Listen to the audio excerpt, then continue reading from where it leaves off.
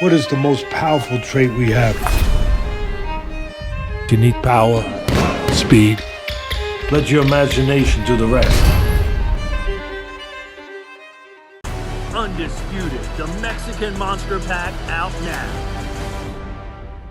You've got to come in the back here. There we go, Boxing King Media. Boxing King Media, we're with Spencer Brown. We're back of some random kitchen at the venue, at the Hard Rock Cafe. How you doing, Spence? You made it to New York. Yeah, I did make it to New York, yeah. It weren't easy. I got a bit on my eye and all sorts. But anyway, we're here now. It was a very lively press conference.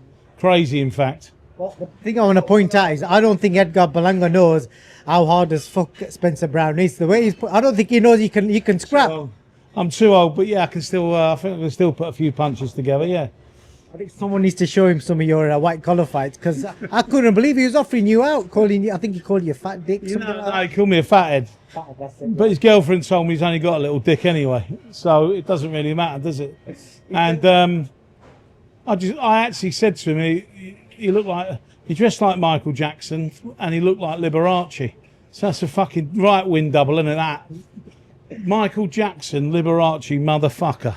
Yeah, he's some character, but it's quite obvious that he's trying to get into Hamzah's head. But ultimately, he's the one that ended up having a big back and forth with Oscar De La Hoya, chucking panties and some money as well. Was it real money? Yeah, it was real money. It was $1 bills. Oh. That's what a cheapskate he is.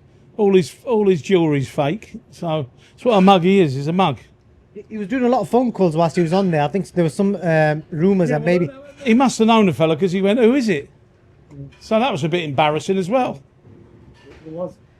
What do you think? Hamzah stayed pretty cool out of it. You know, he didn't kind of rise to it, but there were some fingers pointed at the end. Any concerns with regard to Hamzah's mindset with that kind of... He pulled his finger off, didn't he? He's a very aggressive man. Look, he's a great fighter. We know he's a very, very good fighter. It's all fun and games. It's all a press conference. He went a bit over the top, but listen, might sell the fight a bit more, mightn't it? Yeah, he's definitely sold it. I feel like you're kind of amped up. I actually think you're ready to rock and roll. I can sense it. You might be my next victim, actually. Jerry, I can sense it. You're pissed off, aren't you? You're quite agitated from that. I'm not bothered. He's boxing. I've been called a lot worse than a fathead, haven't I? So, no, I have got a fathead, so it don't matter, does it? You said it. Knock the head straight off him. I know. It would be a headbutt as well, wouldn't it? Yeah, it would be, yeah. And bite his nose off. Probably, yeah. Don't mess with Spencer Brown. Spence, just a quick prediction. What happens now? You've seen everything. The talking's done now. What does Hamzah do to him on Saturday night? I think he beats him with a jab. Okay. I think he's got to ram that jab straight down his face, straight down his throat, and just box him, basically. You know, he's going to come out. He's going to, like Keith Connolly said, he's going to try and take him out. You know, he's a lump. The kid is a lump. He's a big lump for the weight, but he's short. He's a very short guy. But I just think you look at Hamzah now. His face is not introverted. He was too light at the weight the last time. This time he looks bang on. He definitely does. He does look bang on, doesn't he?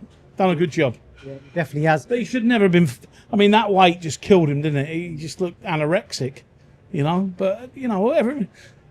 Look, the bookies have got him down at 3-1. They got Berlanga down at 1-3. I still think Hamzah can do it. We're getting to get behind our man anyway, aren't we? No matter what happens, and Hamzah will win that fight. Let's see. Been wrong many, many times. Let's see what he does for the British fans. Everyone's excited for it, and I think the build-up's done. And the British fans didn't bottle it either. No, they stood their ground, and we had a tear-up in New York. Yeah, I tell you, the Puerto Ricans, I've been told, are not to be messed with. They are very loud and vocal. I'll probably get stabbed when I get out of it. But anyway. Oh, shit. I've got to ask you, Spencer, it's been a week or so since the Tyson Fury news settled down. Can you confirm it wasn't a media thing? He 100% is coming back, and what is the latest? Look, it's all down to Tyson. Of course he'll come back.